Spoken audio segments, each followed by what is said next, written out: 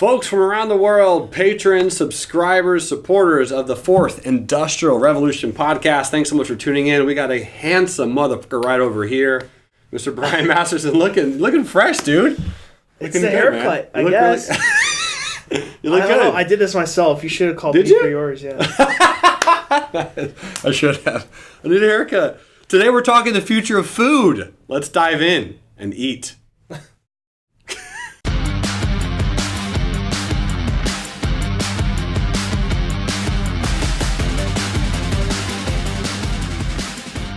So, we had a discussion not too long ago, which was one of our favorites, about the future of video games between Brian and myself, and we were on Skype.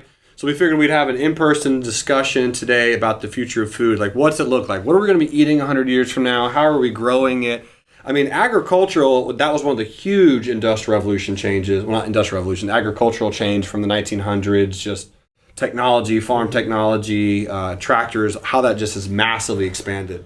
What do you think, man? I mean, you remember the Back to the Future episode where they drop the pill in the microwave and it expands, and that's the whole... Vaguely, yeah. Remember that? What's the importance of food? The importance of food is obviously for the nutritional value for our bodies, right? Yeah. So, it intertwines, I think, with the... are we going to... if we upload our consciousness one day, we're not going to need food. If we all move into this new supernet... where robots don't need food, or do they? No. So I think food really does come down to a primitive element in this world. Yeah. But it also has been a huge factor in shaping to where we got to now.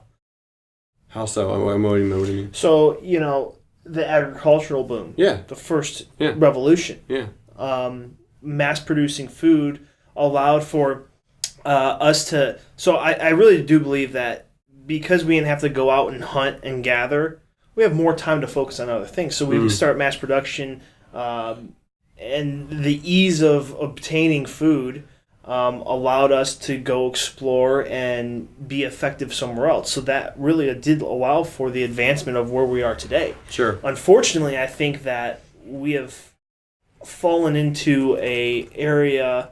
Maybe we're coming out of it now where how do we consciously eat? You look at Idiocracy. Oh my gosh. Where the guys just... this is how we became best friends. I figured out how you watched that movie. I was like, dude, I love you. There's just such an underrated movie. It's such an underrated movie.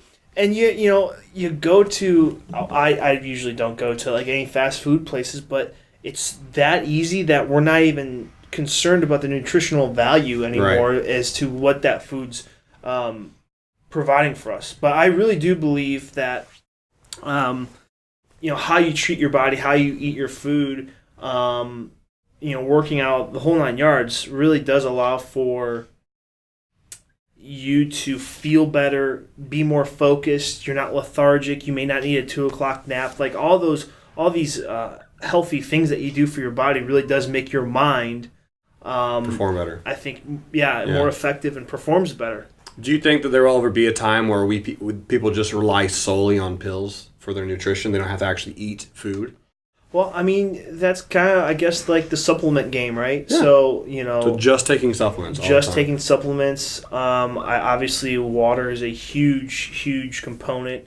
And I like how we can always tangent line into something that's very important in our world from the IR4 standpoint. Yeah. Much like we all need water. Yeah. And we talk about the shortage or the availability of fresh water. We can then talk about the desalination plants that could be coming up and, harvesting in the ocean. I mean, these are all technological advances that we are exploring as a human race because of the necessity behind it. I feel like that's something where the desalination is something that we haven't, as an organizational, well, not organizational, but as humans, we need to attack harder. It's just so expensive for that process to happen. Very expensive, and I also think, we explore those solutions when the demand is there. Yeah. So there's, I think, a complacency element involved in this too, just like, global warming and all of Al Gore's stuff. I mean, is that a serious problem? Is it not a serious problem? I mean, to each their own, but all those things, whether you like it or not, does have an impact on our agricultural resources. Right. So, are we gonna rely on pills one day and that's it? I don't know. There's a possibility. I mean, think about it. If you're eating food for nutritional value, and you can get your protein, I mean, right? What do you have to live on? You have to have proteins Your or vitamins, your protein, B12.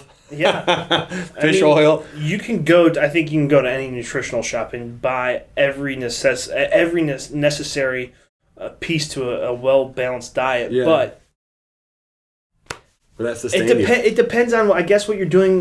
Physically. Think of like, again, it all relates to the mind and the body and everything like that. But coffee and even alcohol and nicotine, and there's these substances that are in our everyday world where you can go to a gas station, buy a pack of cigarettes and a 6-pack of beer and alter your consciousness, whether you want to speed it up as a stimulant or slow it down from a depressant standpoint. But I love coffee. Yeah. I'll wake up and have a cup of coffee. Some people can't do that, or some people don't choose not to do that. And I think we like to partake in an occasional drink. Yeah. And relax. So we just tangent lined hard there. But can you find like an alcoholic pill? No. But if you want to, I mean, maybe you can. I don't know. I'll say not yet, but that's coming, I'm sure. But there's definitely tons of different drugs in pill form that can really, steer you in a direction. So like, okay.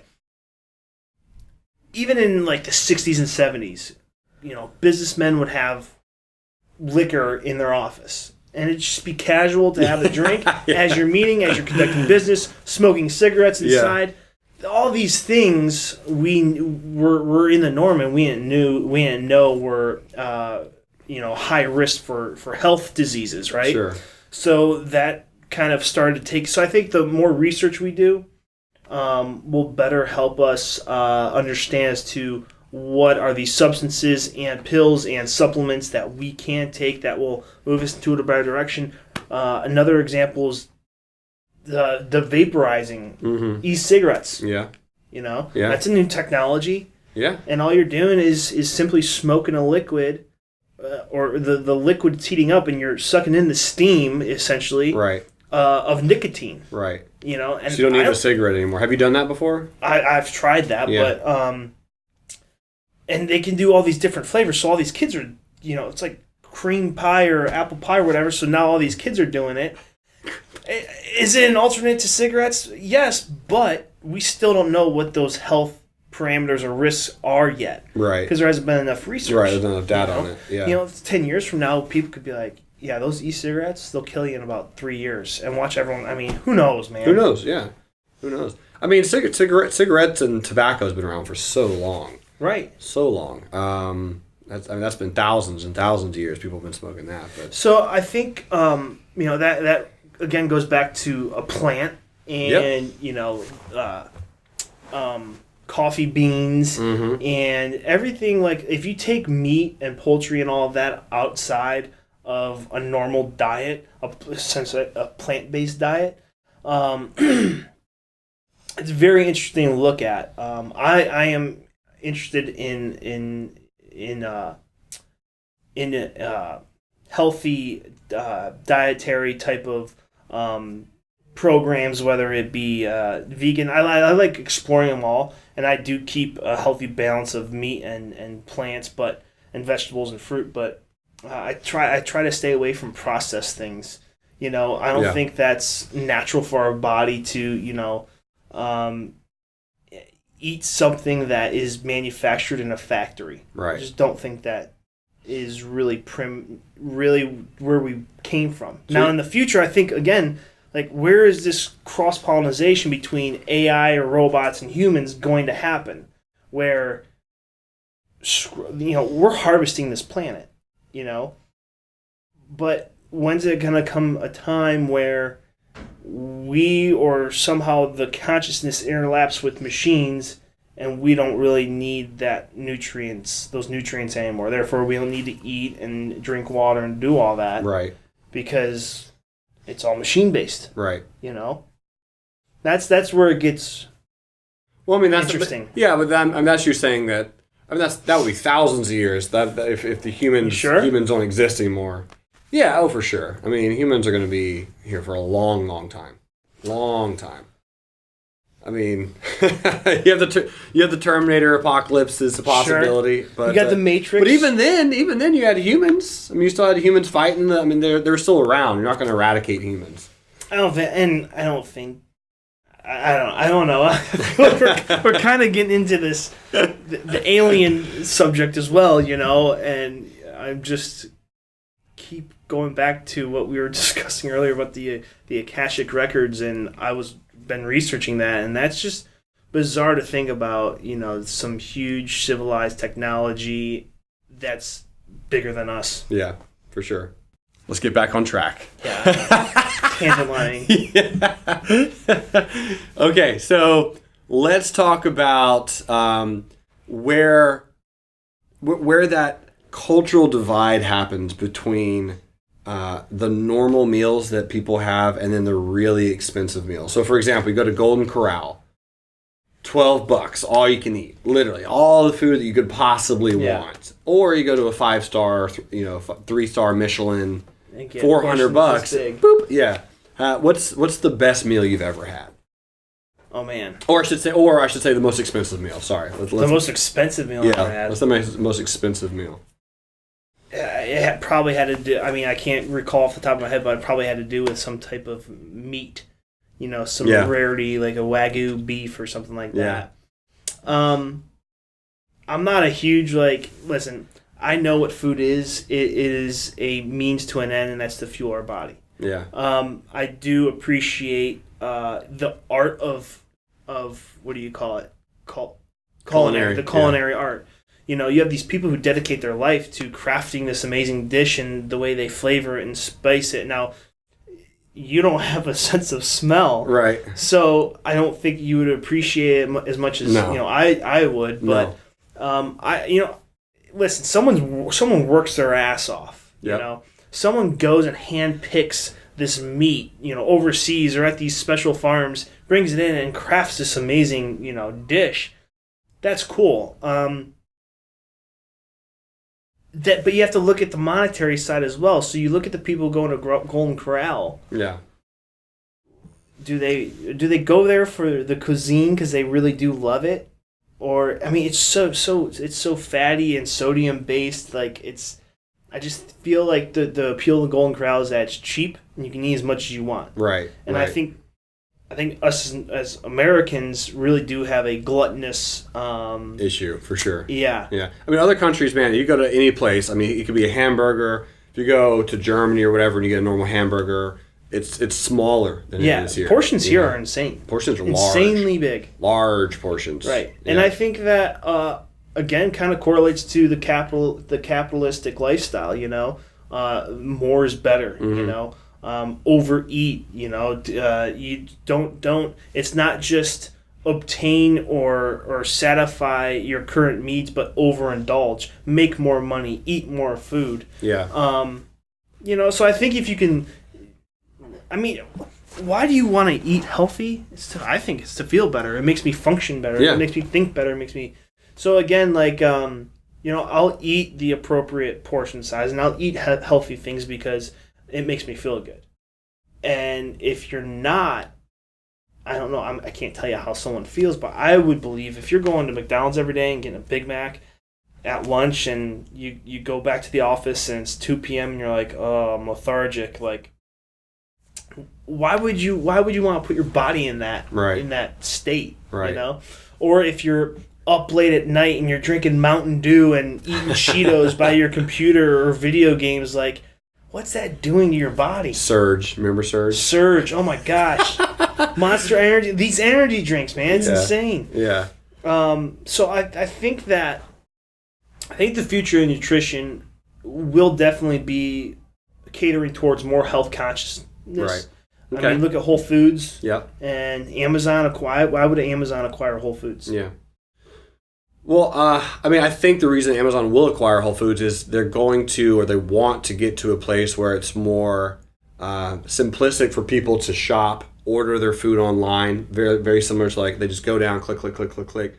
There other stores have that obviously, but they're going to have it where they can get it delivered, or they just walk into Whole Foods, they swipe a card, it's automatically right there for them. They pick it up, walk out. Yeah, I mean, super I think fast. they already, some places already have that. You know. Yeah, they're working on but Amazon's going to make it better.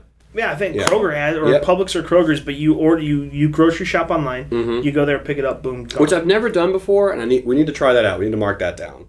I think that's just an experience I feel like would be... Yeah, it'd be a cool experience, but... Cool experience. You know, and again, you know, was it last podcast we talked about time? Yeah. What I do like going to the grocery store. Do you? And shopping because it's a reprieve from my normal day. It's a reprieve from whatever I'm doing where it's just emails, research, blah, blah, blah, blah. research. It's that can get exhausted. So I like a little, break in my day where I can go and just really focus on, okay, what am I going to eat this week? How am I going to do this? How am I going to do that? Okay, I didn't know you like to shop. That's cool. Here's a question. This was brought to me by a friend of a friend.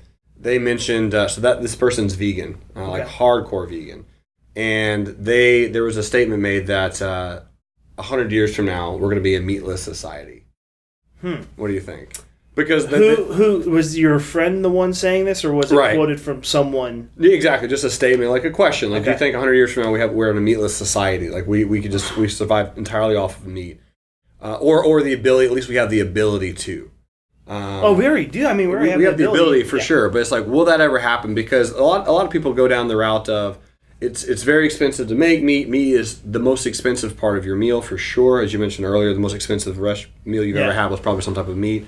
It costs a lot to keep cows alive. Yeah. They damage the ozone. Yeah. Again, if you look at the costs. Yeah. Is it worth it? So, what do you think? Meatless society 100 years from now? A meatless society. I think that we are moving into more, again, of a plant-based diet. How, I think about way back in the day, like milk and honey was like, what do you call it? Rarities. Yeah. And very special things.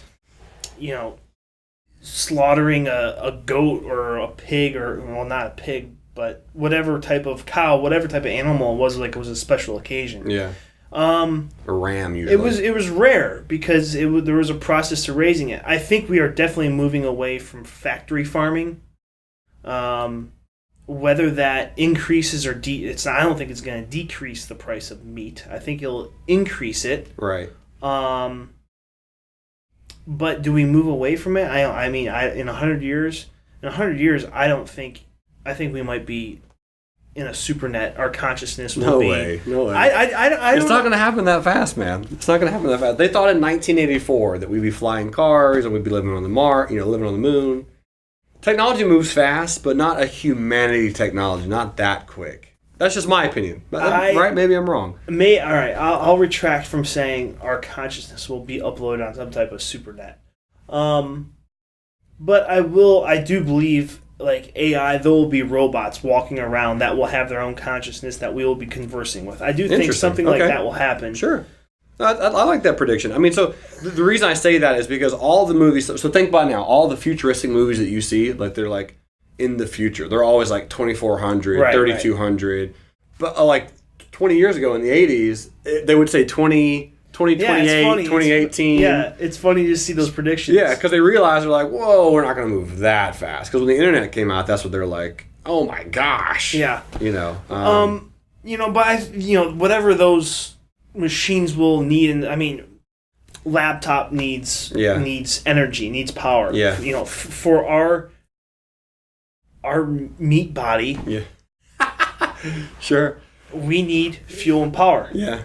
So I think everything's going to need fuel and power. It's just a matter of what's the most efficient fuel and power. Good question. You look at gasoline compared to diesel. You look at all these different natural resources to make heavy machinery work, or again, electricity, direct current, and all these different things. different things need the transfer of energy from one thing to another. So you're burning energy and to make one thing go. We burn obviously calories to make our bodies go. Now I lost track. Speaking of energies and powers, so we're going to work on interviewing the girl behind the camera at some point on clean energies, the future of clean energies. Should be great. What that looks like, because she has an environmental science degree, so she knows more than we do. Yeah. But I think that's like an obvious to me. I mean, just make things more efficient, make things more clean. I think our generation is an amazing generation. People always shit on the millennials, and I'm thinking like, we're gonna do better than all of you have done before. I really do think the millennials stepped outside the box. Yeah, and have been for the past few years looked at as outcasts. Yeah. And everything you're doing is it's babyish. Yeah, and everything's been given to you. I think that we have done a very good job questioning the norm. Exactly. That's the thing. We're changing the status quo. Correct. And people are like, that's not going to work. That's too efficient. That's too open source. That's too... I mean, dude, Tesla making everything... he's a millennial, but he's making open source. I mean, the blockchain revolution, that's why it's so massive for millennials, because it just strikes to our heartstrings. Yeah. Open source, decentralized, open for everybody kind of thing. Yeah, I think there is definitely, because of the millennials, they have brought more of a community feel to humanity. And I think you're always going to have outliers in each generation, right? Yeah, of course. But for the majority of the millennials, we are becoming more health conscious. Yeah, I would think so. I think we are a little bit more compassionate to living things. Yeah. I was listening to a podcast about SeaWorld and the shit that goes on there. I mean, it's just, and then again, you're factory farming cows and pigs, and those living conditions for those are not poor great. Animals. Yeah. And I'm not saying like I'm PETA and don't wear fur coats. I mean, I don't own a fur coat, but the factory farming thing is it's ridiculous. It doesn't make sense to me. No. And again, it's because of this gluttonous capitalistic lifestyle. Yeah. I mean, America by itself as a country makes enough food to feed the entire planet. Yet we're not. No, not even close. And not even that, but we throw food away. That is tons and tons of food waste goes out. And so my thought is we should certainly have some type of rules and regulations that go into food waste. I mean, France recently just implemented a few laws and regulations making it illegal for them to throw away certain portions of food over a certain time. Yeah, so they made it totally illegal. Like if they get caught in the trash cans with a certain amount of food in that trash, that it could have been good food. I don't know who. No, yeah, who's regulating that? I'm not sure. Yeah. I'd have to look a little bit more into it. But yeah, they're making it illegal because they just are. People waste so much food. There's even a commercial about it on the History Channel that comes on all the time about save the food, save the planet. Because there's a lot of waste that goes into it, a lot of energy that goes into that food. Like I said, you shrink it, make the portion smaller, make it a little bit more accessible. The thing that's always boggled my mind, dude, to this day, is a double cheeseburger from Wendy's, 99 cents, $1.19, whatever. Salad, $6.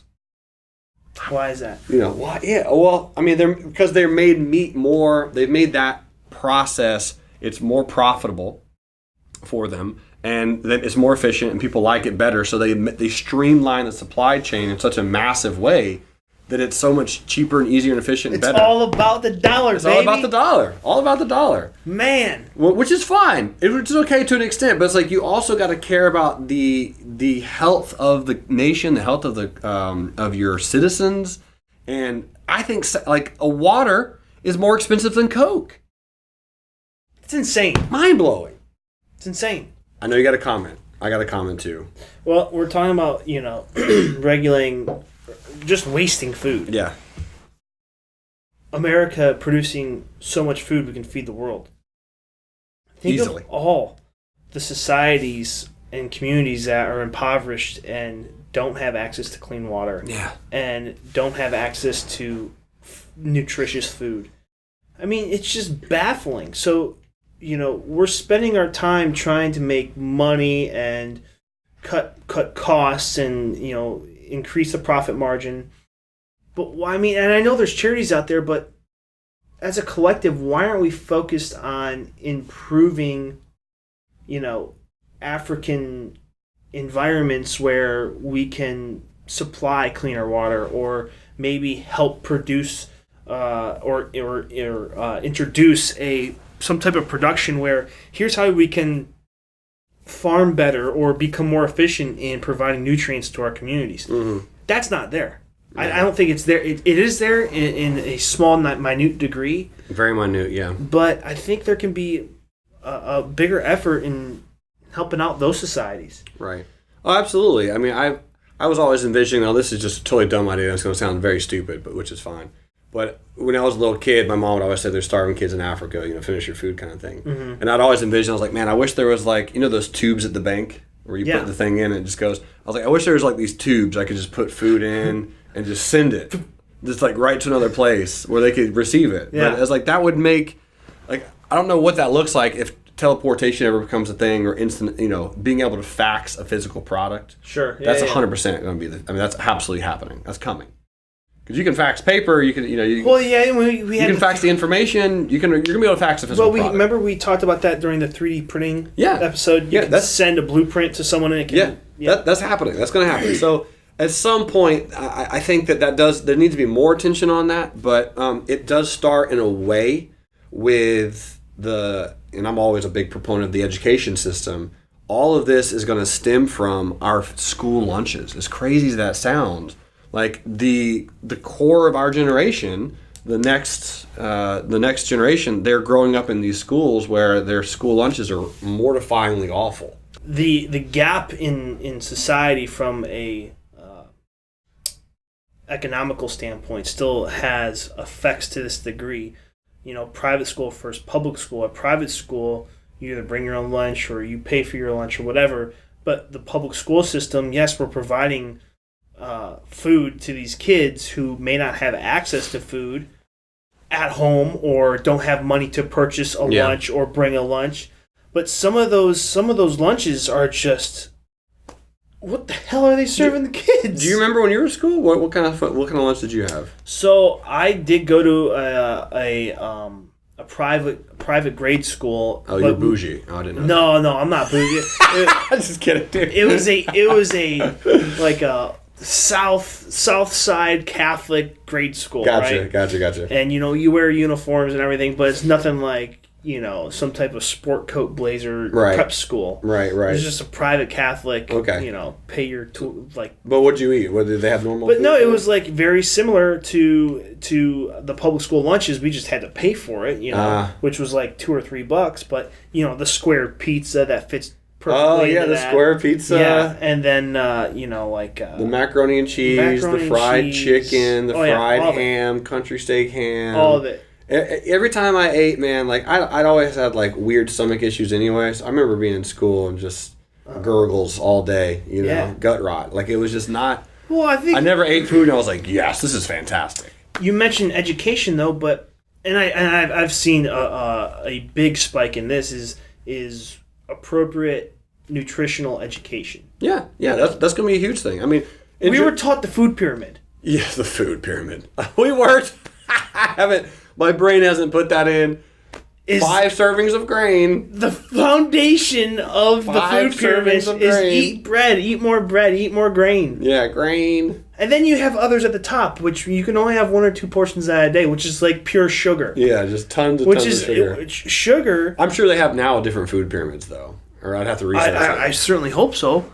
That was 20 years ago. That was bad. So in Japan, the children in Japan, their school systems, because we're referring to America. I mean, America has massive problems here in this country with just public school systems and the food that they eat and the way that they're prepared and the nutritional value.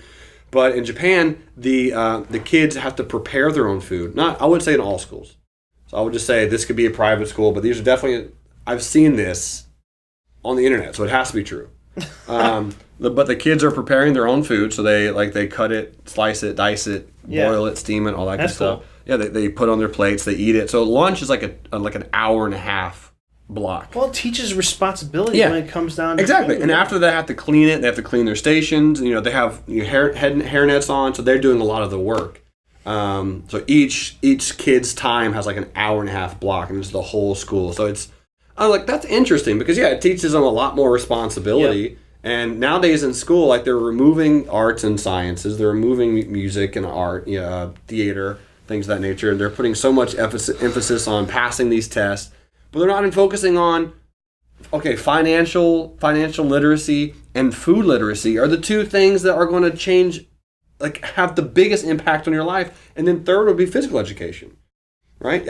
I've talked about this before. The John F. Kennedy, when he was president, he had a Santa Rosa, California, I believe, was a smaller city in California where they focused on 4-hour PE every day. Really? Yeah, 4-hour PE. God, I would love that school. Yeah, and so these but it was an intense physical education. So they had like a Navy SEAL come and be like the PE coach or whatever, physical education coach, and these kids were doing like, they didn't start off that way, but at the end of the program, they're doing like 1,000 push-ups, 1,000 sit-ups a day, 1,000 chin-ups. And they were ripped, guys and girls, just shredded, and they cared a lot about the food, and they cared a lot about the physical education. That was like 80% of their criteria. Check this out: every one of them from that school is still alive, every single one.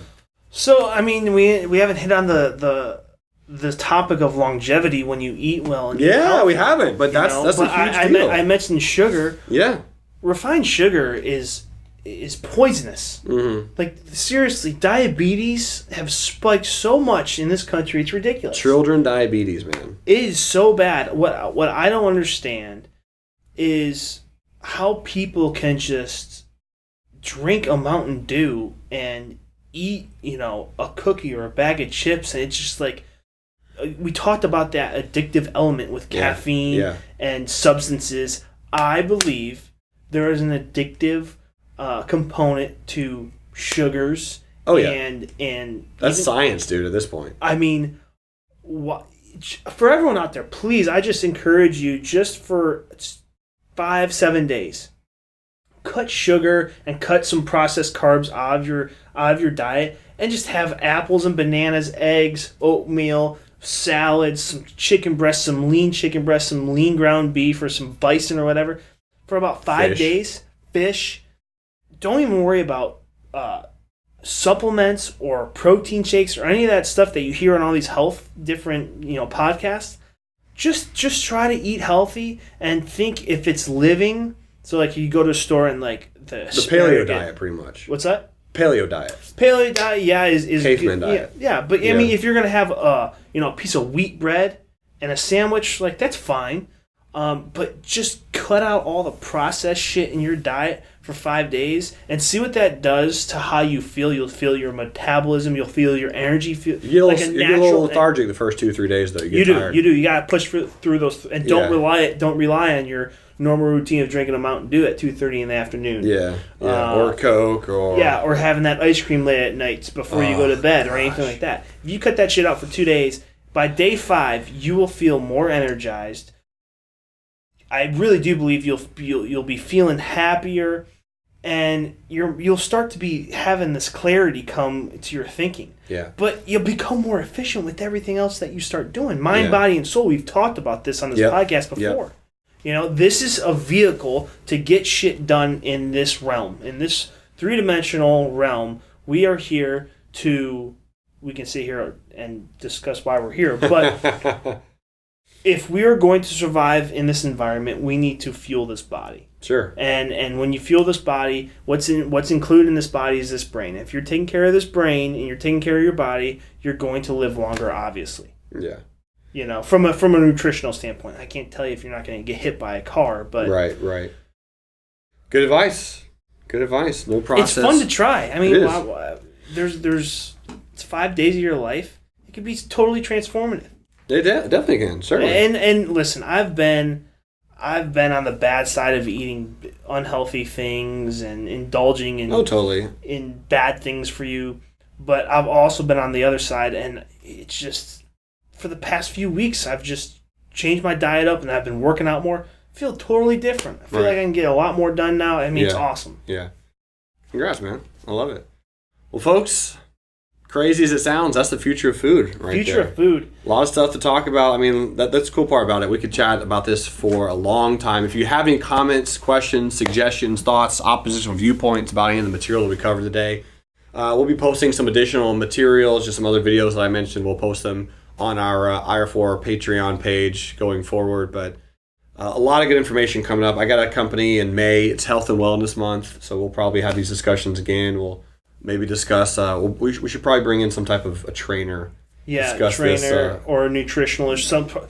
They're so interwoven. That'd be fun. Yeah, that'd be fun. Let's like put that on the docket. Yeah. Yeah. Actually, I got someone in mind. But yeah, okay. If you guys have anyone out there that you want us to interview, I mean, listen, I can try to reach out to Elon Musk. I don't know if we can get him. If you know hard. some people we can do Skypes. If you know some in your personal circle, yeah. Or you yourself have something that you feel you can contribute to a conversation about the fourth industrial revolution, reach out to us. We can also do Skype interviews that you've seen before. So, I love it. Folks from around the world, keep creating brainwaves. Thanks for being amazing. Thanks for tuning in. You absolutely rock. We will be back again next week. As always, love, live, learn. You guys rock. Bye.